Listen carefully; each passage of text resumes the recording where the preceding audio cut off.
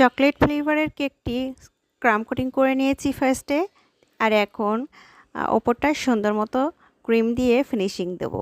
তো একদম ওপরে ক্রিমটা দেব আমি চকলেট ফ্লেভারের। তো ক্রিমটা আমি প্যালেট নাইফের সাহায্যে এই চারো সাইড সুন্দরভাবে ছড়িয়ে দিব।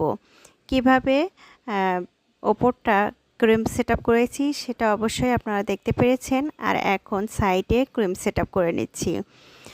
সম্পূর্ণ সাইডে ক্রিম যখন সেট আপ হয়ে যাবে তখন আমি একটি প্লেন স্ক্রাবার নিব। স্ক্রাবার দিয়ে সাইডটা টান দিয়ে একদম স্মুথ একটা ফিনিশিং দিয়ে নেব। এরপর একটি জিগজ্যাগ স্ক্রাবার নেব, যার কারণে যেটা ওই জিগজ্যাগ স্ক্রাবার দিয়ে টান দিলে একটা জিগজ্যাগ ডিজাইন হয়ে যাবে সাইডে। ফিনিশিং সুন্দরভাবে করার পরে আমি ফ্রিজে রেস্টে রাখবো কিছুক্ষণ। তারপর ওপর থেকে চকলেট গানাশটা ছড়িয়ে দিলে আমার একটা সুন্দর স্মুথ ফিনিশিং হয়ে যাবে কমপ্লিট।